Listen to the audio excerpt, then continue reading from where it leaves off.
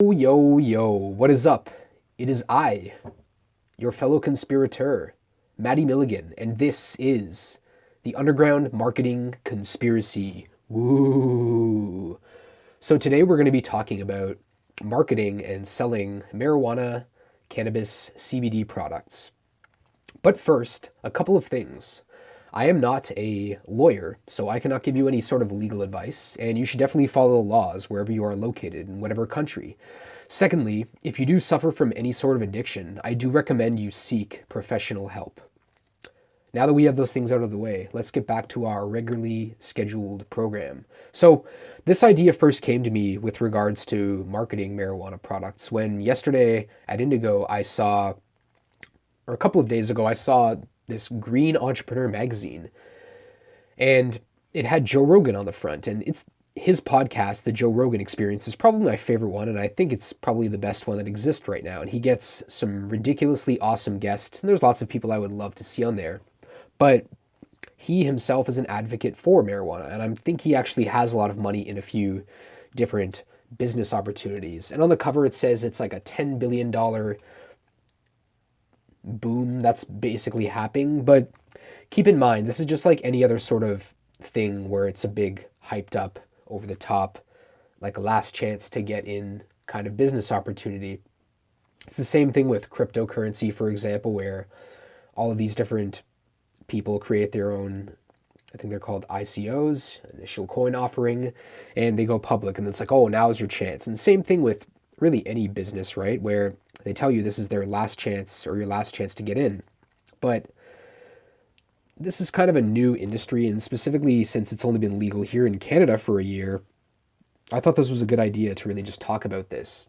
Now, from what I've seen, the Canadian government gave the power over to the provincial governments. So I'll talk specifically about my province, Ontario, where I feel they haven't done that great a job.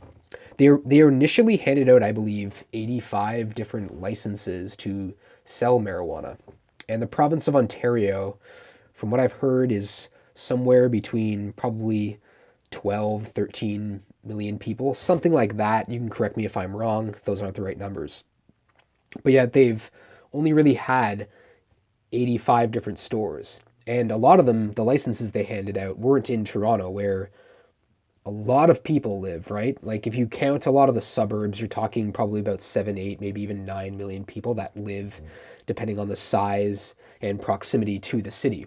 But they've only handed out a certain amount of licenses at first to specifically Toronto locations. And different areas have their option if they want to sell it or not, right? If they want to actually allow you to legally sell it there. And if you can't buy there, then you have to drive to a municipality where you are actually able to purchase it. So the government hasn't really handled it that well, right? If you look at Colorado, for example, I believe the population of the state of Colorado is 30, or sorry, it's I think 3 or 4 million people, something like that. But they have a ridiculous amount of locations. It's like 500 different dispensaries that you can purchase from in that state alone. So what's funny though is here in Ontario, like I said, we have a larger population. There's only 85 of these licenses to start with. So I feel that from the get-go, it's already skewed. And I'm sure there's been money under the table where a lot of these businesses have definitely gone to the government and paid them off to get their own license, because that's what it looks like in a lot of cases for these dispensaries and some locations as well. And there's a couple of beefs that I have with marketing it. And it looks like in the USA, you have more power over your packaging, which is fine. I think from what I've seen, though, there's like, in some cases, and they come in boxes, I think. And then in there's like these plastic containers when you're buying from the government. And you can't really advertise it and put your own custom packaging. And in some cases, it's like there's just too much packaging from what I've seen. And in these stores, I'm sure they give you bags so you can put everything in a bag, and it's just a lot of different waste. So this is one thing where I think it's a big opportunity if you do live in up and coming countries and where it is being legalized. But I think you can still do a lot of your branding in other places, right? And again, there's specific laws that you need to follow when it comes to this stuff, but there's all sorts of different opportunities when it comes to weed. So obviously there's like the original thing, which I think was buying into different marijuana stocks, so that was one opportunity for you to make money. And then there's obviously selling or growing and selling marijuana. That's another opportunity. And then there's edibles, which are now legal in Canada. And then on top of that, there are CBD oils, which seems to be legal in all sorts of different places. And even then, selling in a lot of cases is hard because this is considered a high risk product in the business world. So payment gateways like Stripe and PayPal, and I think even authorize.net, you can't sell this product. You have to go to high risk gateways, and you're going to pay a lot more in credit card fees, to be honest. But one opportunity is you could just become a multi level marketer, right? And I've seen a lot of different people doing that where they create their own like downline of people that distribute their product for them, and even then they give them a decent looking like funnel with steps, and it basically just the landing pages from what I've seen look pretty good, and then it has the product, and basically they're signing people up, and it educates them about the product, and then it gives them opportunity to buy the product at a very inexpensive price, right, to get them started. And I think that's a really good opportunity as well. If you're strapped for cash and you need a good business opportunity, I think that's a good model to follow. Just getting in there. And I mean, that use the same strategy as affiliate marketing if you are going to do that. But I think that's a good opportunity if you don't have much, because from what I've seen, if you're going to be starting a retail store or your own line, whether that's like selling marijuana or CBD or any kind of cannabis products or even edibles, which if you want a niche idea, heck, with edibles, like you could take a different kind of dessert and even then just like create everything around there. I've seen these like gummy products, I think, where you can have edible, it has some I think THC in there, and then there's other ones as well where you could just have brownies, you could just have muffins. So I think that's a niche, right? It's like I make the best weed brownies. Like if that was your unique selling proposition, I think you could do pretty well.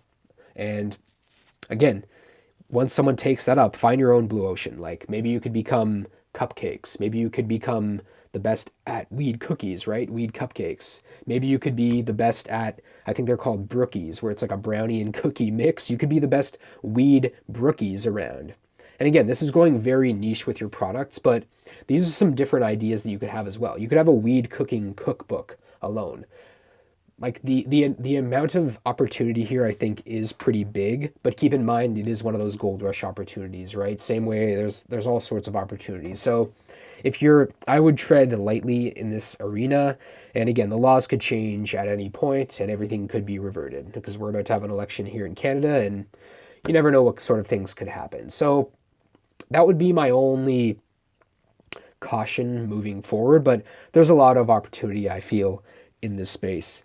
One of the biggest things, though, will be advertising. It's tricky, very tricky to advertise with this product. Facebook does not want you to run any kind of cannabis ads. Google does not want you to run any sort of cannabis ads. Any of the other platforms, really, from what I've seen, TikTok ads does not allow you. TikTok, you cannot run ads, right? Because most of their audience is younger kids. One thing quickly is that if you do have a store, I would recommend if you are advertising or even for each visitor, have a pop-up where when someone visits your site, it verifies their age. I think that's mandatory in most countries when it comes to selling your product. So make sure that you have that so you can verify someone's age and basically just get their consent.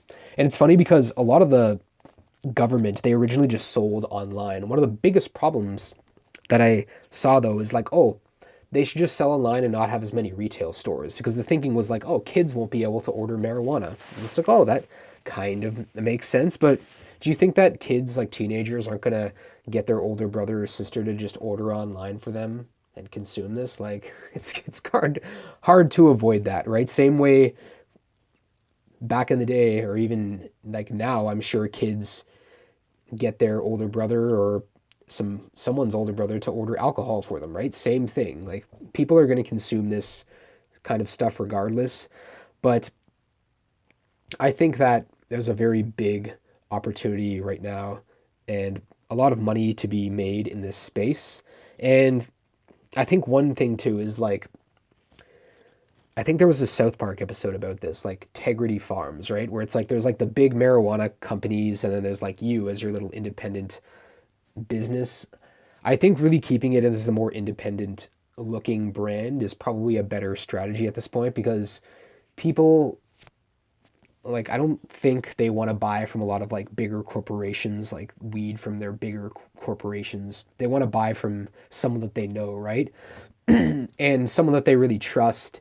And especially since you're like consuming this product and smoking it and vaping it, it's something where I don't know. It seems like something where if you I would try and build a relationship with the people that you're going to be selling these to. And again, if you're just selling marijuana plants, that's one thing, but I think advertising like I was trying to get to is one big thing, but going through Cannabis or that Green Entrepreneur magazine, there was a couple of paid platforms you can use for native ads. Now, keep in mind, they're not going to show those ads on the bigger sites, right? You're not going to see those ads on like Inc. or Forbes or CNN. You're not going to see your marijuana ads on there, but they still have a decent network from what I'd seen of a few hundred sites. And the clicks, the cost per click seemed pretty high. It was like $3 or $4 that it starts from, which is pretty high. So to break even, to be honest, like that's just a click. That's not even like cost per customer or cost per sale. That's basically just if someone clicks on your ad or to the amount of people that click on it. So that would be one thing again where doing the organic, getting traffic, if you are doing this, is going to be a trickier thing. So I think with this really like there's one dude that I've seen where I think he created a forum and he basically gets his customers through there and just provides a lot of value by doing videos and just by writing a lot of blog posts and posting it in his forum. So I think that's one strategy as well, but blogging is obviously one opportunity. I've actually written a couple of CBD articles for a couple of different people just as some quick content articles, like a few hundred words per article for them and just provided those. And again, this is just ghostwriting that I've done. So those are some opportunities as well where again I know nothing about CBD but I'm very good at research, so I just go out, do the research, find a cool topic based on what people are looking for, and then start writing about that and then give it to the person in the end, make sure they give me the go ahead, and then basically just sign off on everything. So I think this is a big, again, this is a huge market. Like people, from what I've seen, it's a plant. They're always going to be smoking it. They're going to be consuming it in some way. And again, it's like we're in the very, very, very early stages of the Wild West of this product as well. And yeah, that's really just all that I wanted to talk about with regards to marketing and selling marijuana products. Hopefully, I gave you some ideas so you can get started in this area, or hopefully, I can give you some ideas on how to grow, no pun intended, your own marijuana business. And that is all for today. If you did like this episode, I want you to consider subscribing, whether you're listening to this on SoundCloud, iTunes, TuneIn, iHeartRadio, wherever you are listening to this. Consider subscribing. Maybe even go back and watch a couple of episodes. You know, it's funny. I've noticed that people actually watch 3 or 4 episodes when they first find out about this, which is awesome. So I recommend you just consume as much of this content at a time as possible, Netflix style. And if you do like this, maybe even talk to someone, maybe even share it with a friend, because they might find some valuable tips to help them leave their 9 to 5 job. That is all for today, anyways, and I will see you next time on another episode of the Underground Marketing Conspiracy. Woo!